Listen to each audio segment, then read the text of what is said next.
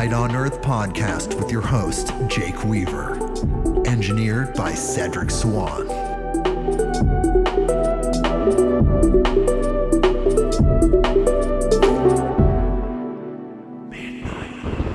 Hey, everybody. We are back with another episode of Midnight on Earth.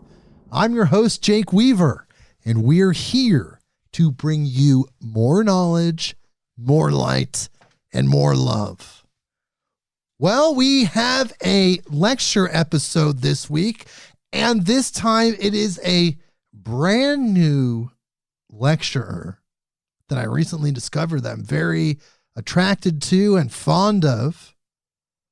And this is the first goddess lecturer that we have brought on the show. Her name is Louise Hay, and she graduated in 2017 at the age of 90.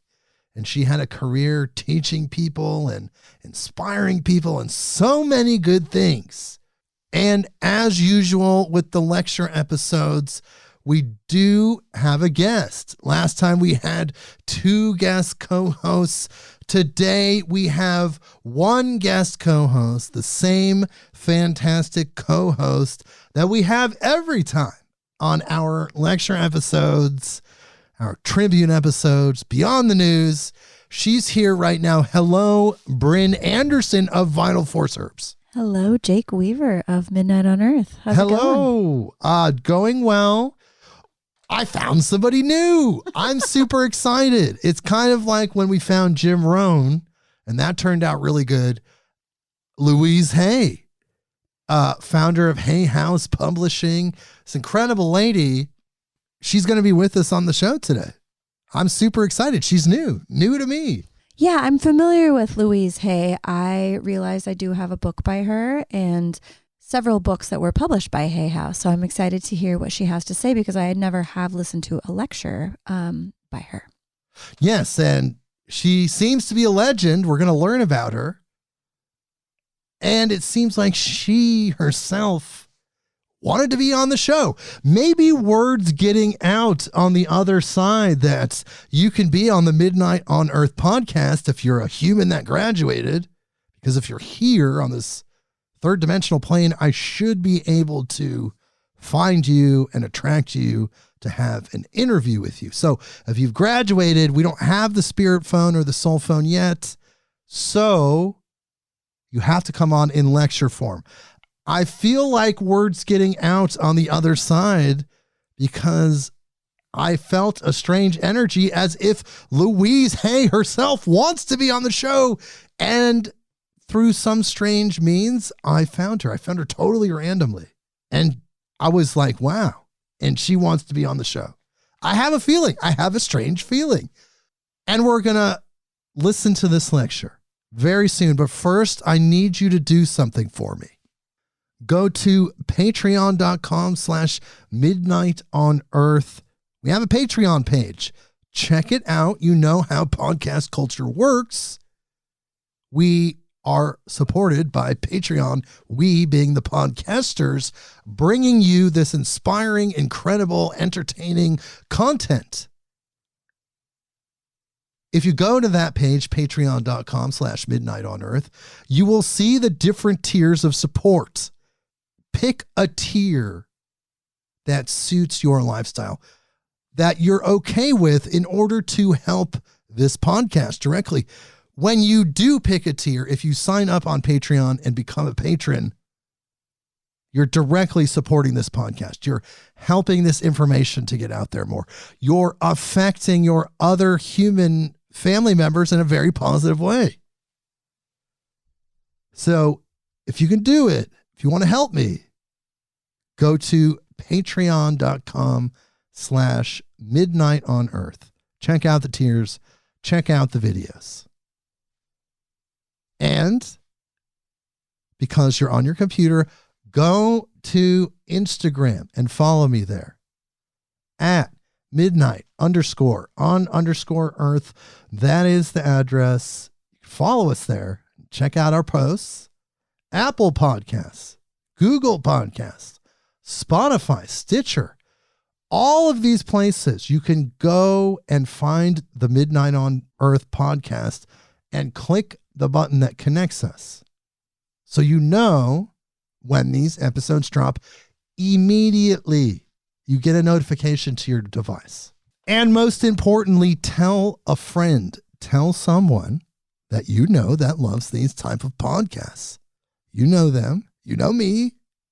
I think, unless you're a new listener, and we have new listeners every single day they come on. The numbers grow every day. It's very exciting and cool. But if you're a new listener, perhaps you don't know yet what you're in for, but you're going to find out. And you're going to want to tell a friend, tell someone that you know. Bring them here. midnightonearth.com. Okay. Brynn, how are you? Doing great. Okay. We're going to Louise Hay now. But first, we need to read her bio. It's a short one, so here we go. Louise L. Hay, the author of the international bestseller, You Can Heal Your Life, is a metaphysical lecturer and teacher with more than 50 million books sold worldwide. 50 million. Wow. For more than 30 years, she has helped people throughout the world discover and implement the full potential of their own creative powers for personal growth and self-healing. She has appeared on many American TV shows over the years and radio programs, and also internationally. And she's here with us in spirit. Louise Hay. Now. Hey now. Louise Hay now. Hey now. Hey now. So, okay. This is going to be cool. Very honored to have her energy, her spirit on the show. Again, I have a strange intuition that she wanted to be here. Word's getting out on the other side. Everybody wants to be on Midnight on Earth. I get it. No, I get it. It's fine. I love it. Of course. Why wouldn't they? It's an incredible show. I love it. I love doing this for you people. So this specific lecture is called The Power of Your Spoken Word. And this is about your personal power, how your thoughts, your self-talk, your words, they're constantly creating your future, right? You create your own reality. What you feed into your little consciousness reality programming machine is what comes out the other side. So you have this incredible subconscious mind. You have this conscious mind. You can control what's going in the subconscious mind. And you can control what goes on in the mind, like in the chatter and all that stuff that's happening between your ears. It takes practice. It takes time. It takes discipline, but you could definitely do it. And I would like to learn from Louise Hay about this. This is super exciting. Always fun when we do these lecture episodes, and always cool when we find a brand new person. So if you have not listened to a lecture episode before, this is what happens, okay? We're talking right now, right? We're hanging out. Then we listen to this lecture. And Brynn and I are listening with you. We have pens. We have papers. We're taking notes. A lot of things in plural. And then after the lecture, we come back And we talk about what we listened to. We talk about what we learned. We reflect on our notes. So very cool. So it's going to be you listening, you, me, Brynn, and Louise. It's going to be freaking epic. I'm so stoked right now. So, wow. What do you think, Brynn? Are you ready for this, Louise Hay? I'm ready. Let's hear it. No. All right. So here we go. I'm not sure what year this is from. Maybe she'll mention it in the recording. I have not listened to this, so this is new to me as well. It's new to Brynn, new to you, new to everybody. Here she goes. Off she goes. Louise Hay, the power of your spoken word. Yeah. Louise. What a wonderful group of people. Oh my goodness, the energy here tonight is just, whew. I wanted to talk tonight about the power of our spoken word. The power of our spoken word. What does that mean? What does that mean? Are you aware of how very important your words are? How important your thoughts are and how important your words are. Very important. Now, words. We use them all the time, and we babble away, seldom thinking of anything.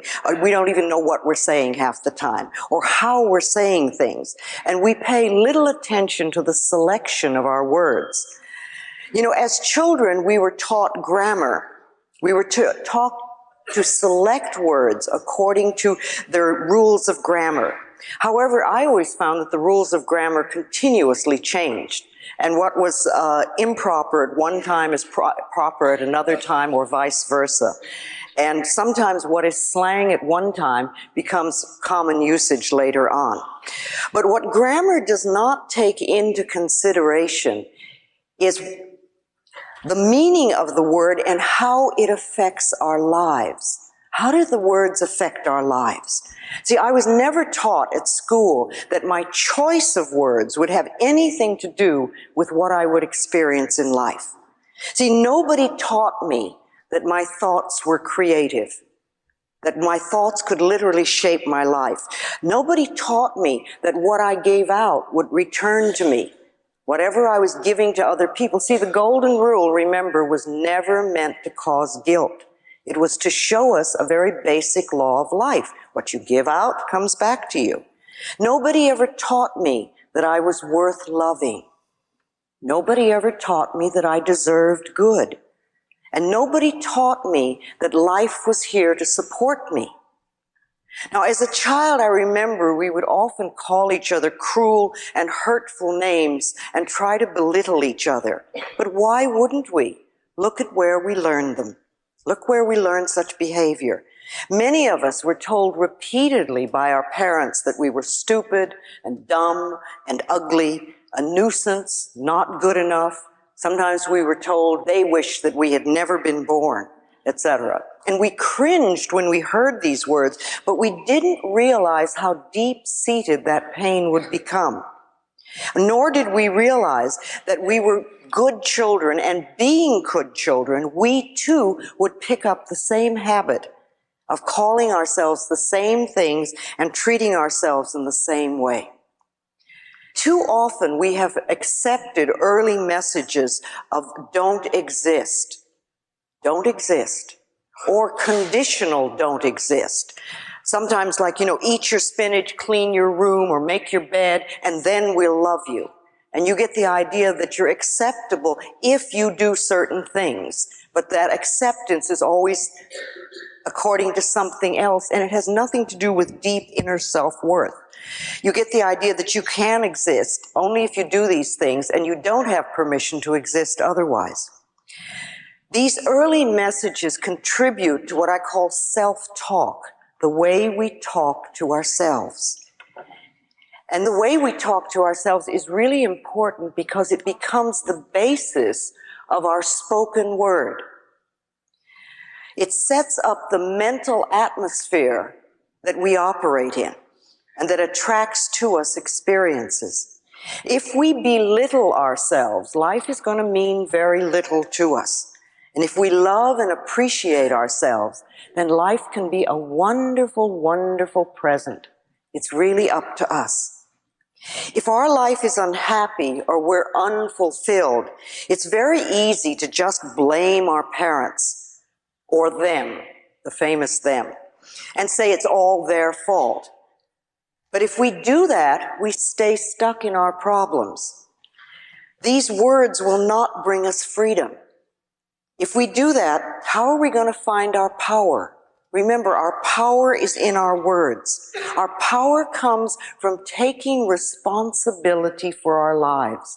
I know it sounds scary to be responsible for our lives, but you know we really are, whether we accept that or not, because the thoughts we think and the words we speak are constantly creating our future.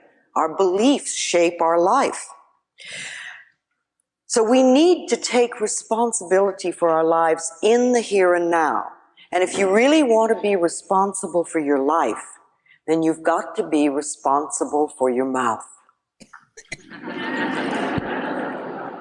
The things we say are extensions of our thoughts. Now, what is the first thing that you say to yourself in the morning when you wake up? And the second thing, and the third thing. Most people say more or less the same thing all the time in the morning. How does that start your day? Is that a positive way to start your day, or is it grumbling and complaining?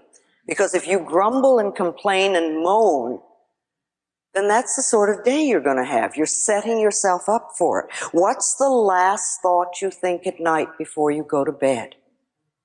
See, you're shaping your future. And are they power thoughts or are they poverty thoughts? Remember, poverty is not just the lack of money. It can be the lack of anything in your life, any part of your life that is not flowing freely. So your normal way of thinking, are you really into poverty thoughts or are you into power thoughts? I remember when I first heard that I could change my life if I was willing to change my thinking. And that was quite a revolutionary idea. This was in New York City when I first discovered the Church of Religious Science, Science of Mind. They were the very first people that told me that. And even though I didn't understand what they meant, it sort of rang a bell. It touched what I call the inner ding within me. You know, that place of intuition? I've learned to follow that, because when that ding goes yes, even if it sounds very crazy, I know that it's right for me. So this idea was right for me. It struck a chord in me. Something said, yes, they're right. And then I began the adventure of learning how to change my thinking. You know, you get the idea and you say yes, and then you get to go through the hows. Well, I read a lot of books, I took a lot of classes, and I explored everything I could. And I really delved into Science of Mind at the time, because that was an avenue that was open for me, and I found it really wonderful. And at first, it was sort of easy, you know, and I grasped a few concepts, and I started to think and talk a little bit differently. And I no longer was complaining quite so much. I was a great complainer, and I was great into self-pity in those days. That was one of my things that I just loved.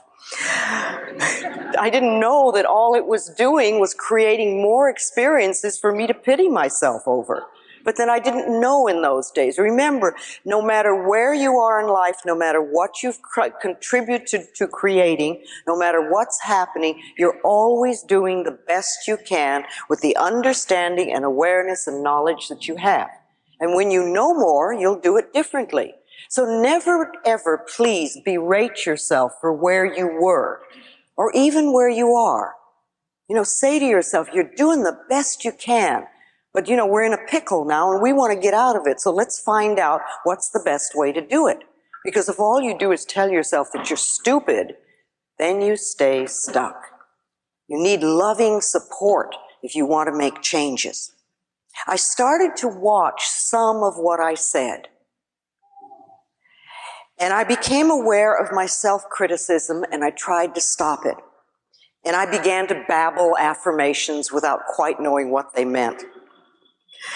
And a few small changes began to take place. And I started doing with the easy ones, of course. I got the green lights in the parking places. And boy, did I think I was hot stuff. Oh, wow. I thought I knew it all. And I very soon became very cocky and arrogant and dogmatic in my beliefs and feeling I knew all the answers. But it was my way of feeling safe in this new area that I was moving through. Because, you know, when you start to move away from some of your rigid old beliefs, especially if you've been into control forever in order to feel safe, it's very scary to move out and start trusting an affirmation. I mean, this is, you know, a thought that's going through your mind and you're trusting it to change your life. That's a very scary thing to do. So I was grasping onto things. And yet it was a beginning for me, and I still had a long way to go. And like most of us, I didn't find the pathway always easy and smooth because just babbling affirmations didn't always work. And I couldn't understand why. What was I doing wrong? Immediately, right, you go for yourself, what am I doing wrong? Was this one more example of me not being good enough? My favorite old one. I remember my teacher at the time used to mention to me resentment. And I didn't have the faintest idea of what he was talking about. Me? Surely I didn't have any resentments. I mean, after all, I was on the pathway. I was spiritually perfect. How little I could see of myself then. But I continued with my life, and I continued doing the best thing I could. And I studied metaphysics and spirituality and myself as much as I could. I grasped what I could, and sometimes I applied it. You know, we know a lot of things, or we grasp them, but we don't always practice. We don't always use them. And at that point, I'd been into it for 2 or 3 years. You know, time goes by very quickly. I was beginning to teach it. I had become a practitioner with Science of Mind. And I wondered now and then why my students seemed to be so stuck. Why were they so stuck in their problems? I gave them so much good advice. Why weren't they using it and getting well? Why weren't they living it?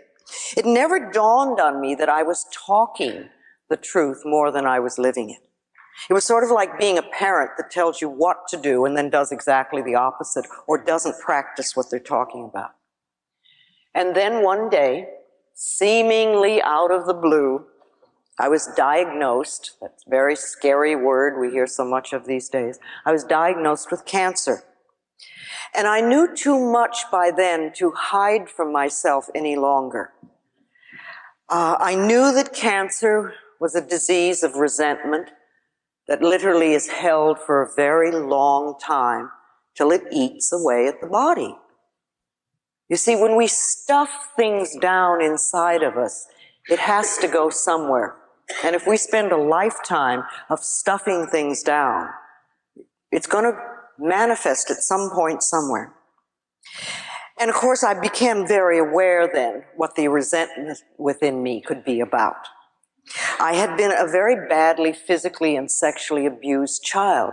And of course I'd have resentment. Of course I would be bitter and unforgiving. Why wouldn't I? I had never, ever done any work to change it or to release it or to let it go.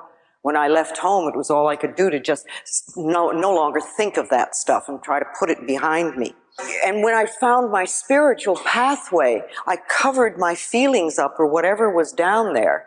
I covered with a nice layer of spirituality. And I'd put such a wall around myself that I literally was totally out of touch with my own feelings. I didn't know who I was or where I was. But after my diagnosis, my inner work of beginning to get to know myself really began at that point. Thank God I had tools to work with. Because I know what the panic is when you're first diagnosed and you don't know what to do. But I had guidance and I had tools to work with, and I knew that I needed to go within me if I was going to make any permanent changes. Yes, the doctor could give me an operation and perhaps take care of that for the moment. But if I didn't change what was going on inside of me, if I didn't change the way I was using my thoughts and my words, I'd probably recreate it again. So no longer was I content to get green lights in the parking places. I knew that I had to go much, much deeper. And I realized that I was not really progressing in my life the way I wanted to because I hadn't really cleared out this old garbage from childhood. And I wasn't living with what I was teaching. My inner child really needed help because my inner child was in great pain. And I needed to recognize that and work with her. But thank God I had these tools to work with and I knew what to do. And I began a program of self-healing in earnest. One of the first things I remember I did was to began studying and reading everything I could about alternative ways to heal cancer because I truly believed it could be done. And yes, I did a nutritional cleansing program, which was very good for my body. I did affirmations, I did treatments, I did visualizations, I worked in every way that I could. And I also went to a good therapist who was skilled in helping people express and release their angers. And I spent a whole period of beating pillows and kicking and screaming, and it was wonderful. It felt so good because I'd never, ever, ever had permission to do that in my life. And we also worked on understanding and on forgiveness. You know, no matter what avenue of spirituality you follow, you will find always that forgiveness is an enormous issue at any time, but most particularly when there's an illness. Even the Course in Miracles says that all dis-ease comes from a state of non-forgiveness. And when we are ill, we need to look around and see who it is we need to forgive. And it's usually that very person that we think we will never forgive. But of course, not forgiving someone else doesn't harm them in the slightest, but it plays havoc with us. It plays havoc with us. Because the issues aren't theirs, the issues are ours. So one of the things I did was I explored my parents' childhood as much as I could. And I began to understand where they were coming from. And I realized that where they were coming from and how they'd been brought up, they couldn't really have done anything differently than what they did. They were brought up in abuse, and they continued to abuse. And nobody taught them another way to go. It was their way of life. But my growing understanding enabled me to start the forgiveness process. You know, if you're walking down the street and somebody bumps into you and you whip around, you're very angry, how dare they do that? And then you see that the person is blind. The understanding that you have instantly dissolves that anger. And I think that when we can really begin to understand the childhood of the people who have done us wrong, it enables us to go almost beyond forgiveness and into understanding, so that we can open the doors to our own heart. You see, people who have problems loving themselves are always people who are not willing to forgive, because non-forgiveness shuts that door. And when you forgive and when you let go, not only does a huge weight drop off your shoulders, but the doorway to your own self-love opens up. You know, people will say, oh, such a load has dropped off. Well, of course, because you've been carrying this burden forever. Now, I'm not saying that we're condoning poor behavior, because we're not. We don't want to be in bondage ourselves to something that perhaps happened a long, long time ago. As my forgiveness of them grew, so did my willingness to forgive myself. Forgiveness of ourselves is enormously important. See, many of us grow up and we begin hating our inner child for having had those experiences. And we do the same things to our inner child that they did to us. We just continue it. And that's very sad, because when we were children and other people may have been mistreating us, we didn't have options. But when we grow up and we are mistreating our own inner child, that's very sad and very, very tragic. And as I forgave myself, I began to trust myself to take care of me. When we don't trust life or when we don't trust other people, it's really because we don't trust ourselves. We don't trust ourselves to take care of ourselves in a situation. So we say, I'll never fall in love again because I don't want to get hurt, or I will never let this happen. But what we're really saying is, I don't trust you enough to take good care of me, so I'm going to stay away from everything. But I began to trust myself enough to take care of me. And I found it easier and easier to love myself.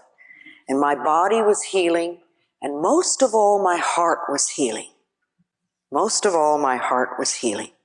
You know, as Dr. Harrison says in that wonderful book, Love Your Disease, forgiveness of both the self and the parents, or dropping the past, which is what you're doing, cures more illness than antibiotics ever will.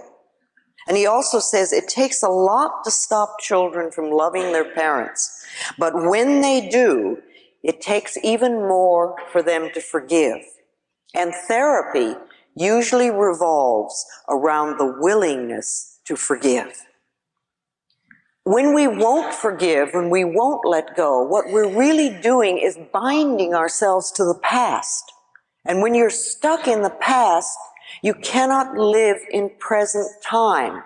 And if you cannot live in present time, how are you going to create a glorious future? Because this stuff from the past just bounces over and creates more future stuff. Dr. Harrison with Love Your Disease and Bernie Siegel with Love, Medicine, and Miracles are both marvelous people, and I quote them a lot because they're medical doctors who are into the spiritual way of looking at life and truly understand the connection of body, mind, and spirit. And it's interesting, more and more physicians today are becoming open to the body-mind connection. Some of them are adding the body-mind-spirit connection. Not too many of them are vocal or will write books. But when they do, it's great, because often people will not listen to a crazy lady like me. They think I'm just off the wall, which is all right. But then I will recommend either Dr. Harrison or Bernie Siegel, because sometimes they'll listen to a medical doctor. I think it's wonderful the way things are opening up so much right now. This consciousness-raising movement is going all over the planet, in every area of life, every area. You know, I heard something the other day. Robert Schuller from the UN gave a talk in Hollywood at the Directors Guild. And one of the things that he said was that peace is breaking out all over the planet. You know, we hear of wars all the time.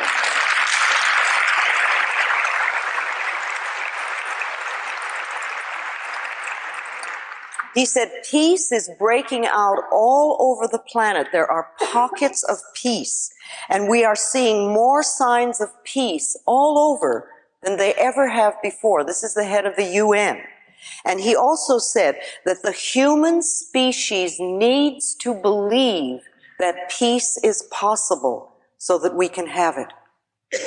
See, our consciousness is so important. The power of our minds and the power of our words is vitally important. And we can contribute to the demise of the planet, or we can contribute to the healing of the planet. And we seem to be in extraordinary camps at the moment. I mean, there's a lot of violence going, a lot of drug abuse, a lot of chaos, a lot of unemployment and poverty, and yet there's this incredible expanding of consciousness where people, many, hundreds of thousands of people all over the planet are learning that they have the power to change their lives. And they're learning about what their minds can do. And it's wonderful. Somebody came up to me and was speaking to me just this evening about translating my book into Lebanese. You know, it's wonderful. Things are happening everywhere. We think, oh, it's just happening here, or it's just happening in the church. It's not true. It's going all over the place. Therapy revolves around the willingness to forgive, the willingness to stop giving my power to them back there and accepting my own power in the here and now, making my word important rather than their word. I'm the only person that can think in my mind, just like you're the only person that can think in your mind. And nobody can force us to think in a different way. We choose our thoughts, and these are the basis for our self-talk. But anyway, I gradually lived more of what I was teaching, and I really watched my words and my thoughts. And I constantly forgave myself for not being perfect. I allowed myself to be, rather than struggling to be super person so I could be acceptable for one day. And I began for the first time to trust life and to see it as a friendly place. And I remember I lightened up and my humor became less biting and funnier. And I worked on releasing criticism and judgment of myself and of other people. And I stopped telling disaster stories. I guess no one else here has ever done that. You know, we're so quick to spread the bad news. It's just amazing. And I stopped reading the newspaper, and I stopped listening to the news, and I gave up the 11 o'clock news at night. I said, I will not take that into my dream state with me. And then I did a biggie.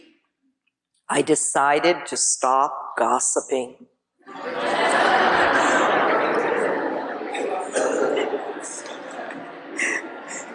And I found I had nothing to say to anyone for 3 weeks.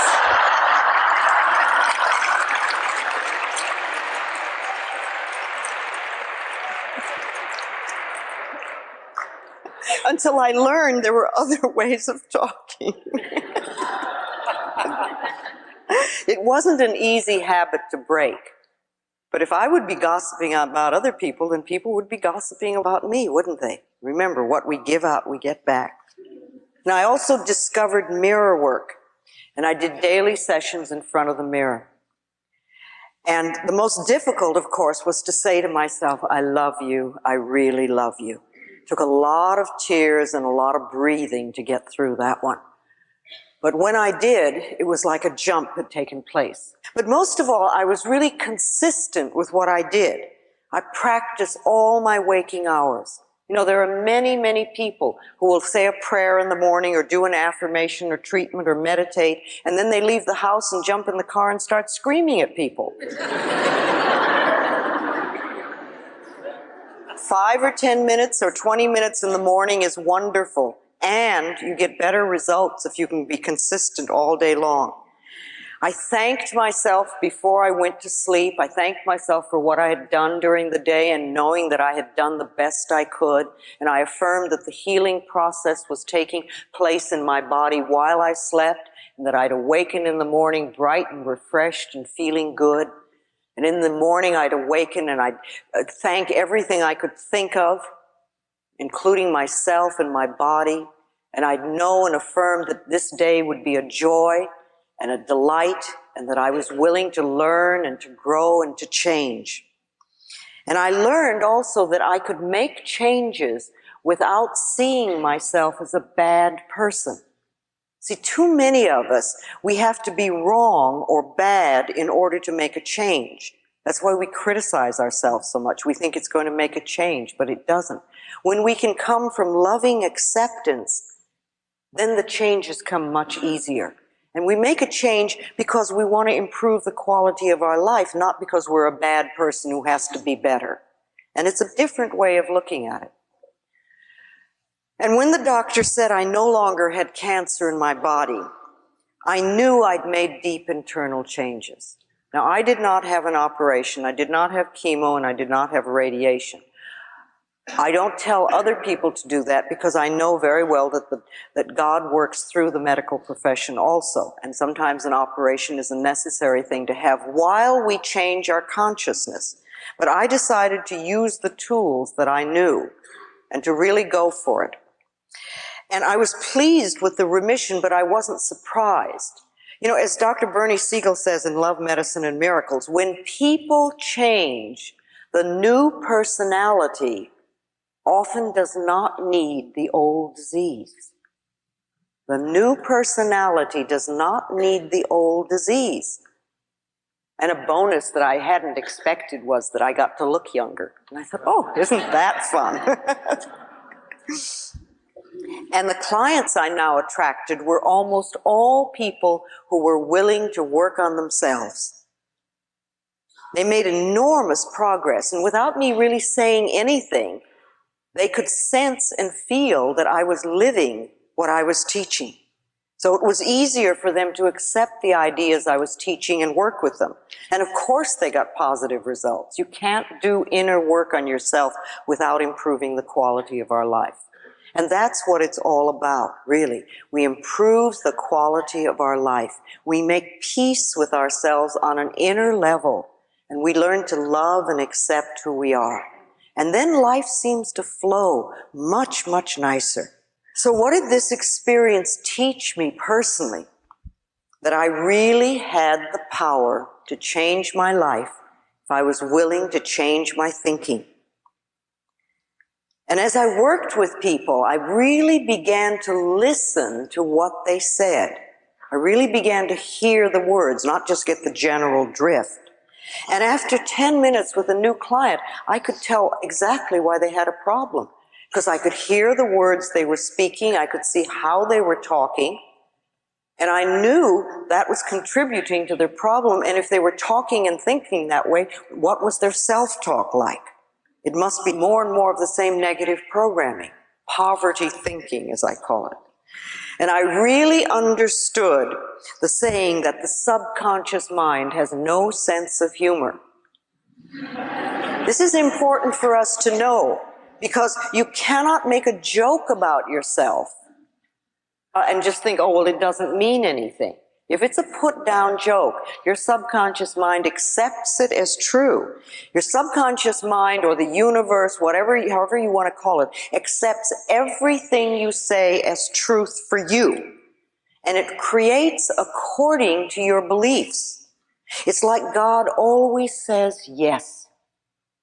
We have been given this infinite power of choice, and the universe backs up everything. And if you want to believe that you're a failure, and nobody loves you, and that you'll never amount to anything, and life is difficult, and you'll never have what you want, the universe loves you enough to give you what you declare.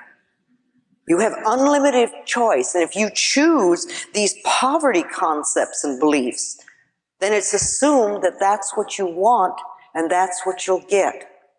And will continue to get until you're willing to change your thoughts and make other choices. We're never stuck because we can always think another thought. Billions and billions of thoughts to choose from.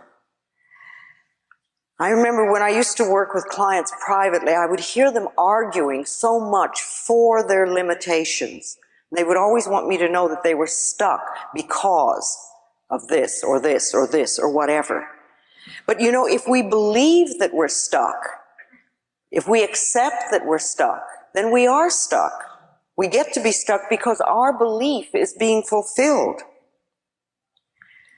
You could notice with other people what they say and how they say it. And see if you can begin to connect what they say with what they're experiencing in their life. You know, many people live their lives in shoulds. Should is a word that my ear is very attuned to. It bounces, it's almost like a bell goes off every time I hear it. And often I will hear people that will use 12 shoulds in a paragraph. And then they wonder why their life is so rigid, why they can't move, why they don't live in a life of freedom. But they're into a lot of control, and they're either making themselves wrong or someone else. And you know, the way we say things and how we say them can be as simple as getting up in the morning and looking outside and seeing the rain and saying, it's a lousy day or it's a wet day. It's a totally different approach, and yet the rain is still there. The rain isn't going to make it any different. It's how you approach it. So notice how happy, joyous people usually have very nice lives. And notice how lonely, unhappy, poor, ill people often talk. How do they have a tendency to talk? What words do they use? And what have they accepted as the truth for themselves? How do they describe themselves? How do they describe their work, their lives, their relationships? What do they look forward to? What have they accepted as truth for them? And please don't run around telling perfect strangers that they're ruining their lives. And don't do it with your friends or family either, because it's not going to be appreciated. But use this information to begin to make connections that you can apply to yourself, because it's your life you want to change. Are you willing to change your life by changing your thinking? Because even on the smallest level, if you change your thinking and the way you talk, your experiences are going to change. Are you willing to change your self-talk into positive affirmations? Now remember, an affirmation is really anything we say or think.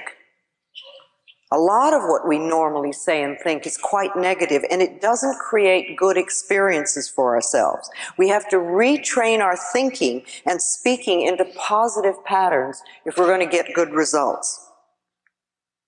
When we talk about doing affirmations, we really mean to make a positive statement about something we want to eliminate from our life or something we want to create in our lives.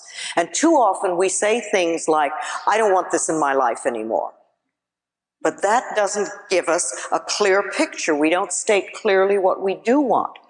You know, to say, I don't want to be sick anymore doesn't give your subconscious mind a clear picture of the health you'd really like. You've got to realize that your spoken word is very, very powerful. If you say, I hate this job, it doesn't give you a wonderful new job.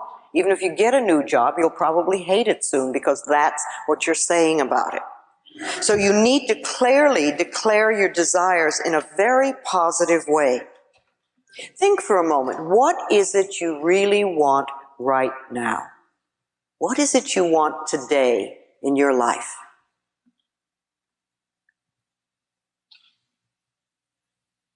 And then say to yourself, I accept for myself whatever that is. Now, do you really believe you really deserve to have it? Or what thoughts inside of you would you have to change in order to deserve it? If you really believe on some level that you're not good enough, or that life never works for you, or everybody else gets but not you, then you're not going to be able to get what you want. See, what would be the first thought that you would need to think to begin to create this new thing? What would be the building block, the foundation that you would stand on? What would be the sort of thing you would need to know for yourself, to believe, to accept? Well, a good one would be, I love myself, I am worthy, I deserve, I am allowed to be fulfilled. Things that are positive, things that you can believe at the very basis of what you're saying, so that you can build on that. And then do your affirmations on top of that to create what you want. See, if you really believe that your thoughts create your world, you're going to be very careful what you think and what you say, and you're going to shape your thoughts to create what you want. And remember also, though, that when you first say an affirmation, it may not seem to be true. Because remember, affirmations are like planting seeds in the ground. And when you plant a seed in the ground, that's what you have. You don't have a full-grown plant. You have a little seed that has to germinate, which means it breaks its shell, and then the first little roots go down into the soil and get some nourishment. And only at that point does that first little shoot come up. And it's the same thing with affirmations. It takes some time, to go from a seed to a full-grown plant. And it takes some time from that first declaration to the final demonstration. We need to be patient with the growing season. I like to think sometimes of doing treatment work or affirmations. It's like going to the cosmic kitchen. If you go to a restaurant and the waiter or waitress comes and takes your order, and they go into the kitchen, and you don't run in with them to see how it's going to be prepared and when it's going to be prepared and how fast it's going to be out. You sit and you do what you do. You either have a drink or a cup of coffee, or you drink your water or your tea, or you talk to your friend, or you eat your rolls and butter, and you assume that that's going to come out. Well, I think it's the same thing once we begin to do affirmations or treatment work. We've put it into what I like to think of as the cosmic kitchen, and the great chef is working on it. So you go on with your life, and you know that it's being taken care of. And if the issue comes up in your mind, you can say, that's being taken care of. It's on order. It's happening. Now, you know, if you're in a restaurant and they bring the wrong order out, or it's not what you ordered, and you have self-esteem, you'll send it back. If not, you'll eat it.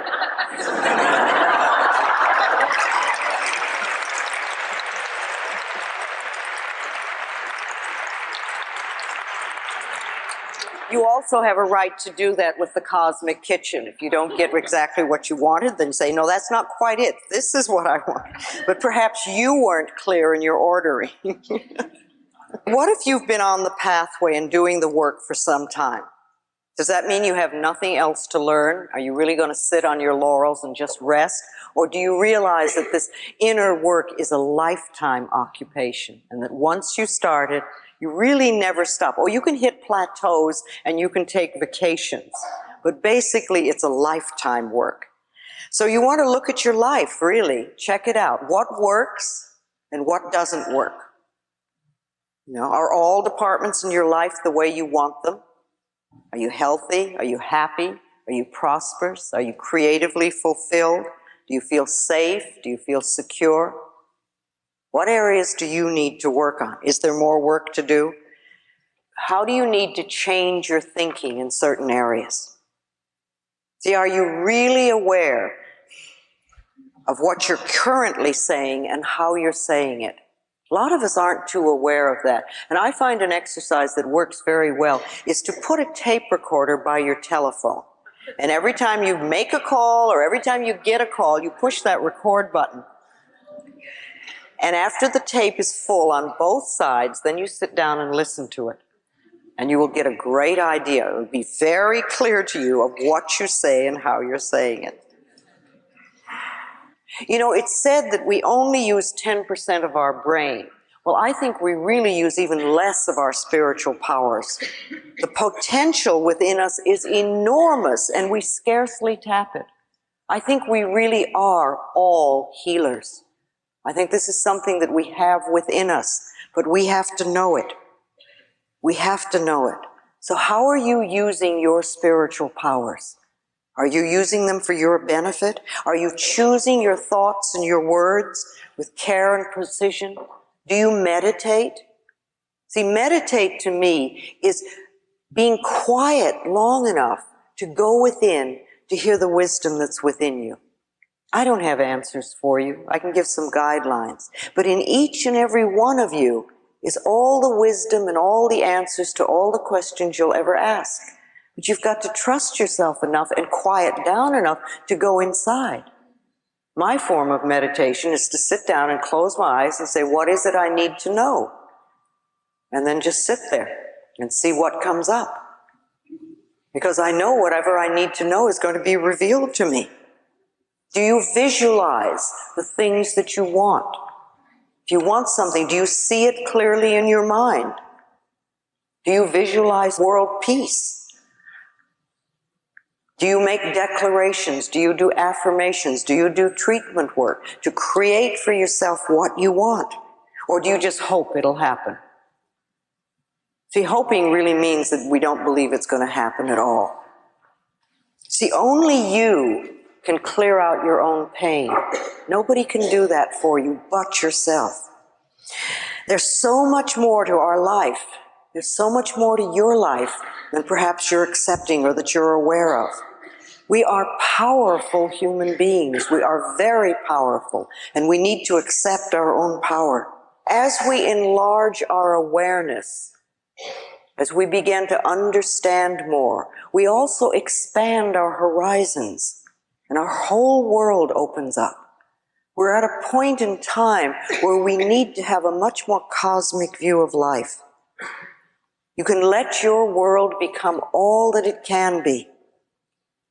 Let's learn to accept the power of our minds and the power of our words and our thoughts, because the future is up to us. And what kind of future do you want? Have you thought about the future that you really want for yourself? And what kind of future do you want for society? What sort of society or community do you want to live in? And what are you doing to contribute to that? What are you doing for the planet? Our minds are powerful, very powerful. And it's up to us to save the world if we want to. If we want to be responsible for our lives, remember, we've got to be responsible for our mouths. It's very important. Our words are powerful. Our thoughts create our reality. And so let's choose them with wisdom. Let's create a series of beliefs that really work for us. You know, with all the power of the universe backing our words and thoughts, let's declare and accept for ourselves that we are always safe. Wherever we go, that we're safe. Let's make these personal truths for us. I've been believing this for a long time, that everything we need to know is revealed to us. And everything we need comes to us in the perfect time-space sequence. Let's know that life is a joy and filled with love. And let's know that we are loving and lovable and loved. And let's know for ourselves that we're healthy and filled with energy. And that we prosper wherever we turn. And that we're willing to change and to grow. And that all is well in our world. And so it is. And so it is. Thank you.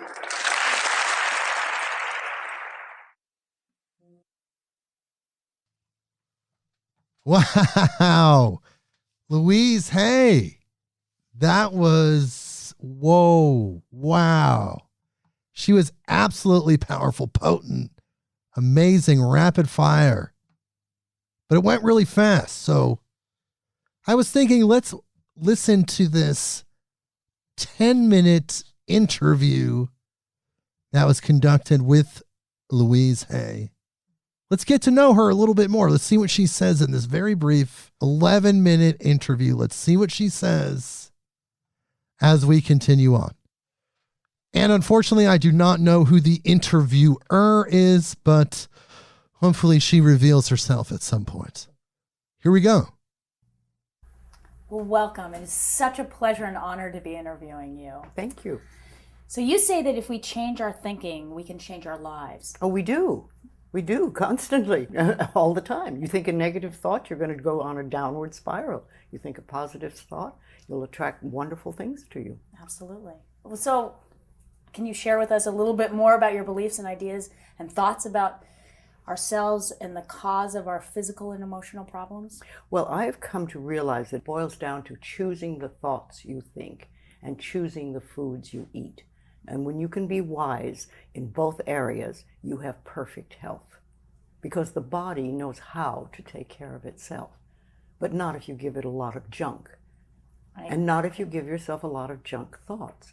So it's a clearing. It's clearing the weeds from the area, from the mind and from the soil.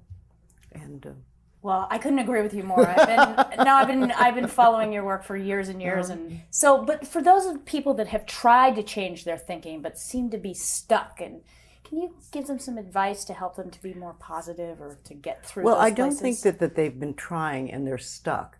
I think they just haven't tried. Because if you will practice this, even a small amount, it makes a difference. I have a simple exercise I give everybody, and some people say, oh, that's so stupid, it's so silly. But I ask them to look in the mirror, especially first thing in the morning, and just look in their eyes and say their name and say, I love you. I really, really love you. And this is enormously hard for most people to do to begin with. But as you continue to do it, it makes a big difference. Mm-hmm. You see, life loves you. Life really loves you. But if you don't love yourself, it's very hard for life to bring you the goodies because you've got this wall up. Mm-hmm. So when you can learn to love who you are, and that's the way you were born, when you were a little tiny baby, and when I say you, I mean everybody listening to this, we all adored ourselves. We loved our bodies, we loved every part of ourselves. And then we started to listen to other people who told us we weren't good enough, or we didn't do it right, or no, no, no. And so we decided that maybe we weren't very good. And that's where we get all mixed up. But when we can get back to that point of just adoring this marvelous critter in here, then life says, oh, she's got it, let's give her goodies. And then the next step is to be very grateful about it. Yes. When you're really grateful, then they want to give you more. Excellent. Oh, that's wonderful. So 30 years ago, you were diagnosed with cancer and you recovered. So will you share that story with us? Well, what I realized at the time was that I had already been studying this stuff, the metaphysics and the thoughts, etc. And when that happened, I realized that life was giving me a chance to prove to myself that what I was teaching worked. So I said, okay, you better get in there, girl, and do it. But I did. Yes, I not only changed thoughts, but I think one of the things that was the most helpful really was the forgiveness. I really got in there and dug out as much as I could find out about my parents' childhood. And when you understand somebody's childhood, then you can understand how they went from being this wonderful little baby to the people who would mistreat another child. And that sort of gives you a point to begin your forgiveness work. And when I started to do that, I think that was the big shift inside. Yeah. But then, of course, I also I found a wonderful naturopathic doctor. Yes. And there's a very interesting story goes with that, because this is over 30 years ago. And last week, I had a letter from him. And we have not communicated in all this time. This is the naturopath? Yes. I had a letter from him, and he wanted me to do his second book. Oh, wow. And I thought, wow, isn't this interesting? Because here's a man who literally contributed over 30 years ago to healing my life. Yeah. And now I get to do something for him. That's so beautiful. So we said, it comes full circle, yes, right? Full circle. So I'm wonderful. going to do whatever I can for him. So we had the manuscript come, and we've gone over it, and we really like it, and it's wonderful. That's beautiful. And you can't make this stuff up. No, you can't. When life has an opportunity it wants to present to you, it's there. Well, it's interesting. My ex-husband had cancer, and we did very similar things. It was the food, it was the lifestyle, it was looking at yourself in the mirror, looking at the history and where you come from. So I remember beating a lot of pillows. Yes, exactly. There you go. So Hay House South Africa gives 100% of its profits back to the people of South Africa. Yes, to the NOAA group. Okay. Yes, and it's specifically to the 800,000 children orphaned from the AIDS epidemic. Yes, we can't do them all. I mean, that's a lot of people, but we take whatever profits we have and we give it to one of the NOAA groups there. Well, what drew you to this cause? Why South Africa? I've been working with AIDS since day one. I know. You have a power, you've had a powerful I didn't ask for it, but life said, here, you handle this one. In a time when nobody knew anything. Nobody People knew were what. Scared. Oh, they were terrified. They wouldn't touch each other. They were. Oh, it was so silly.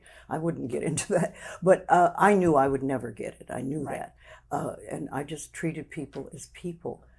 But so I've been with AIDS since day one, and all AIDS things sort of touch my heart. Oh, that's so beautiful. Yes, I have a small foundation, and I call it Heart Money. Because when I hear of something that touches my heart, then I give what I can to them. That's fantastic. So, since we're here at the Spiritual Cinema Circle, we have to ask you about movies. When did you first fall in love with movies? Oh, well, this is interesting because I grew up in the Shirley Temple era when everybody all the kids at school went to see Shirley Temple whenever it came out, and they'd all come and they'd talk. But I never went to a movie, never went to one movie in my entire childhood, with one exception.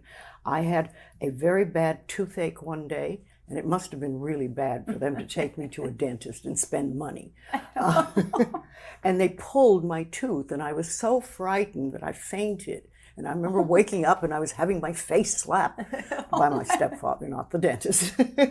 And then... That tells us a lot about your history. and then he took me to a movie, and it was The Bride of Frankenstein. Wow. So that is really strong in my consciousness Yeah. for a long time. It's the only movie I saw till I grew up. The Really? only one. I never got to see a Shirley Temple movie. I Oh got my to God. see The Bride of Frankenstein. Yeah. I don't blame you for being a little bit not so interested in going, but you must have some favorite all-time movie. I mean, there must be something that you... Harold and Maude is probably Really? my favorite all-time And inspired movie. and touched But you? a lot of it. Yeah? I've seen it, 40 Really? times. Yes. Yeah. What inspires you about that movie? Well, it's just a charming movie. It's very, very charming, and it's funny, and it's goofy. Yeah. And, there's a lot of movies that I've liked over the time. But, I've just made a movie 2 years ago, and it was my first movie. And what I was thinking at the time, it's so interesting because most women in their 30s or 40s in the movie industry, can't get a part because they're too old. And here I was, 80 years old, making my first movie and being the star in it. And getting to do my own dialogue. And I thought, wow, this is really great. I saw your movie, by the way, and it's wonderful. It's very wonderful. Yes. So if you were to recommend to people or to young people what movies they should watch, would you recommend? I would say movies that inspire them. Yeah, exactly. Yes. Exactly. Things that inspire you to feel good and things that give you a warm feeling in your heart. Exactly. Yes. Can you give us any positive message that you would want to get out there to our Teach to our people viewership? to love themselves. Yeah. Teach people to release the guilt. I think it's one of the biggest things I've done in my work is help people release guilt, because we all walk around with this huge pot of guilt that we carry. One of the things that I think about the work that I do and the work our company does is that every product that we sell or that you get as a gift from us has the possibility to change the quality of your life, to improve the quality of your life. Now, whether you actually take that opportunity or not is up to you. That's freedom.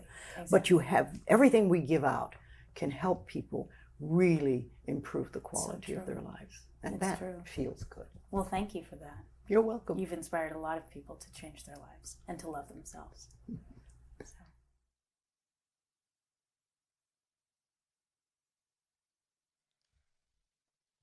And we're back, people. Okay, that was another little mini interview to cap off our Louise Hay episode. What a wonderful speaker. No wonder she's a legend in the personal development, metaphysical world, the publishing company Hay House. She has got a lot going on. Let's look at our notes. Talk about this. Thoughts shape your life. Of course, thoughts are things. What you think about happens. Brynn, what did you think about Louise Hay? Before I go to full on into my notes, I just wanted to know what you thought of her as a person. What did you think about her style, everything? Oh, I thought she was great. She had a very just accepting, loving presence, obviously. I think that goes along with the work that she does.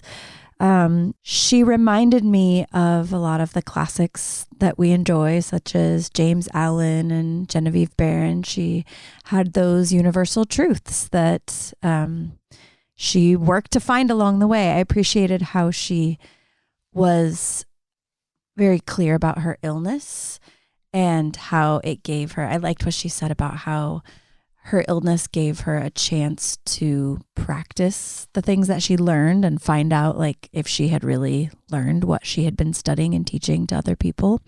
That's a very humble perspective to come from. So seems like she learned a lot and has a lot to share.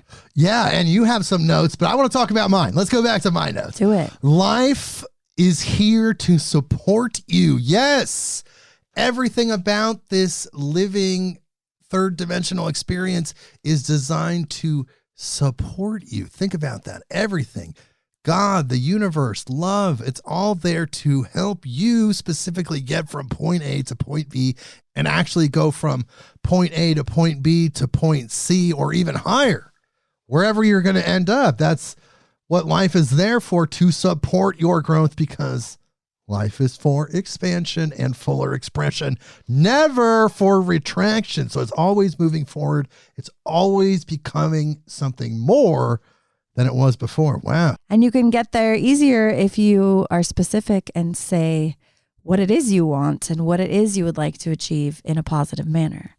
Yes, you have to have those affirmations. Everything is an affirmation, which was a really cool Louise Hay thing. Everything that you say becomes like a magic spell because, like she was saying, your subconscious mind only knows truth. So whenever you feed it, whatever you put in your garden, whatever words you use, even if it's a joke, your subconscious doesn't know.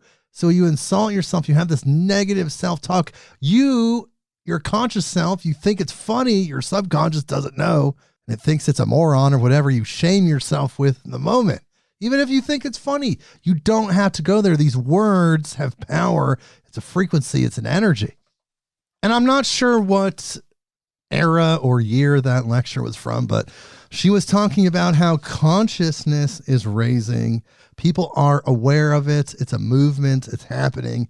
People know these high frequency concepts. The things that we talk about quite frequently on this show, people knew about it then, and she was seeing it as a person that has been around for, or had been around on this planet for a very long time.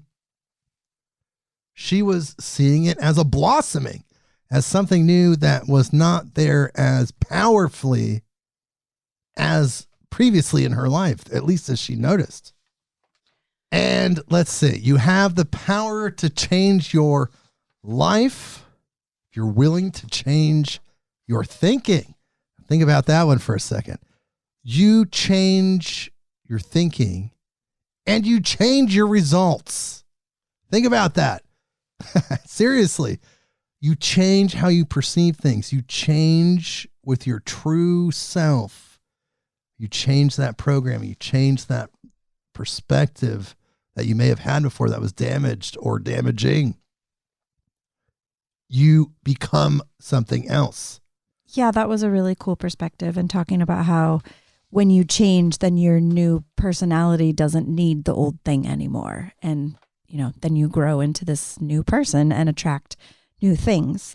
And when she was saying how the universe loves to give you what you want and will continue until you change your thoughts. So just another part of that, speaking what you want and how powerful that is, that if you're speaking in a negative way or that self-talk that's limiting is going to keep you in that place, because the universe is like, oh, sure, here you go, until you're ready to move up in your frequency.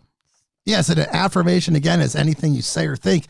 And what she was talking about, it seemed like, was that dis-ease, that non-forgiveness. She talked about forgiveness so much as this fundamental part of her experience, and the byproduct of not forgiving, interestingly, never hurts the person that you do not want to forgive. They're not affected at all.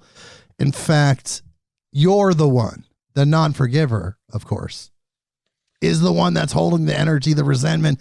You're the one that's getting hurt. It's a strange situation, but that's how it is.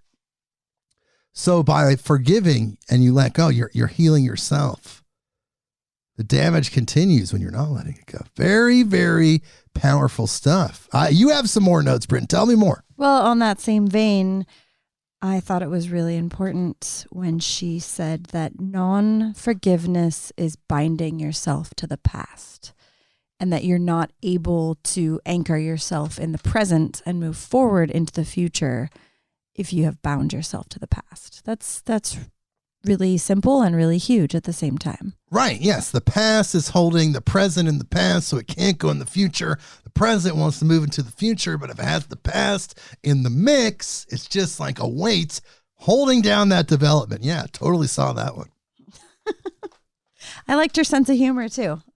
All these people have great sense of humor that we listen to. I liked her cosmic kitchen, a little analogy she used there. Yeah, and she had the cosmic view of life that she wanted everybody to have. And I also thought it was interesting that she mentioned her traumatic childhood as a springboard for her monumental success and healing other people. It seems that the best healers, the most knowledgeable teachers strangely seem to have these damaged childhoods, these situations of extreme polarity of functionality in order to grow out of that, to move into extreme functionality. And then you can see all of that. You can see both perspectives and all the points in between. So then you can help to truly heal people because you were there.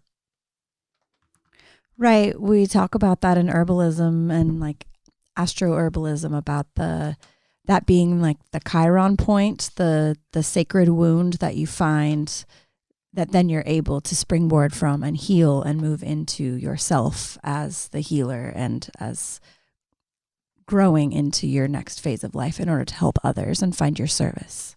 Your Chiron point. Correct. Wow. She said we're all healers, and that's Chiron is the wounded healer. It's that Achilles, point or the wound that you cannot reach. And then when you're able to find it and transmute it into something that then you can turn into your service and as a way to help others find their wounds and heal them. And so on and so forth. We heal the earth and heal ourselves and raise our vibration and move onward. Very cool. And I like how she brought up that popular belief, and it's something that I also believe, is that cancer is this like disease of resentment. Like you have this extreme resentment about something or someone or something, and you hold on to it for so long, and you hold on to it tight, and you clench it so tight that it manifests as this tumor. Now, would medical science say that that is the true cause of cancer? They would probably say things about free radicals, which is true. However, there's an emotional, metaphysical component to the cancer experience that activates those free radicals and creates the matter, the manifestation happens. And it's that resentment. And I've heard that from so many people for so long, and it totally makes sense. Because that energy has to go somewhere. And if it has to manifest in physical form as this strange, unnatural growth, then guess what? That's where it's going to go. I think that's just coming to light more and more that mind, body, and emotion and spirit are all connected, that we've spent so long in the medical field and physiology, taking all of the parts apart and studying it down to, how the finger works. And now we have to put it all back together and realize that it's all connected and that our emotions are filtered through our physical beings. And so we have to actually filter them. We can't just store them there. Yes, those feelings and the words that we use. And that was kind of the purpose, I believe, of this talk, was to help people not only understand their emotional manifestation abilities, these affirmations, but really just everything that you say has this incredible power. I thought it was a really cool talk. I really enjoyed Louise Hay. What a sweetheart. I wish I could have met her, but I'll meet her eventually, as we all might. Brynn, you still have notes. Please, my dear, tell me more. I think we've gone over most everything. The first thing she said, it was the very first thing she said I wrote down, was, no one taught me that my choice of words would create my reality, which pretty much sums up the whole talk right there. And then bringing it into your power, that's always within your power. Whatever you feel has been taken away from you, whatever situations you've gone through, whatever traumas you've gone through, that your words are within your power at all times. And to take that back and take responsibility for that is huge in moving your life in the direction you want to go. Right. You take back all those powers. You stop all the negative talk. You take back all the damage that's caused by that. And guess what? You strengthen your manifestation ability. You strengthen every possible mystical power that our wonderful human being has. So listen to what she has to say here. I think that there's some very deep, very powerful universal laws here. And I really appreciate that she was on the show. So, wow, everyone, Louise Hay. So she'll be back. she'll be back. Some of our lecturers have been on multiple times. Of course, the star, Manly P. Hall. Joseph Campbell's been on like 4 times. Alan Watts. It seems like word is getting out in that special place that we all go to. After this third dimensional human experience, the quantum field, the omnipresence, whatever's happening, there's a wonderful goddess there named Louise Hay, and she wanted to be on this show. And I could tell you the strange intuition and strange circumstances that led to me discovering her. But when I did, I felt this presence. I felt this awareness as if she was saying, hey, can I be on your show? So yes, Louise, you were on, and boy, did you crush it. You did so good, whenever that was. And of course, that little snippet at the end there, little glimpse into the latter years of her life. So Brynn, thank you so much for being here. Louise Hay, what did you think? I thought it was great. I think you should have her back on the show. And also just in that little interview at the end, when they were talking about her publishing company, there are so many authors, actually. I started thinking about all the books I have that are Hay House published. Wayne Dyer's really well known, has a lot of great natural health information. Doreen Virtue's got some cool stuff about angels and crystals. And I mean, it's just, there's a lot of authors that are worth looking into as well on her publishing company. Yeah, check out Hay House. Check out LouiseHay.com. It's LouiseHay. LouiseHay.com. Go check her out. Take the deep dive, people. And check out Brynn's website, Vital Force Herbs. Again, Brynn, thank you so much for being here. Another lecture episode. Another guest co-hosting duty fulfilled. Thank you again. So everyone, we'll see you next week. Midnight on Earth.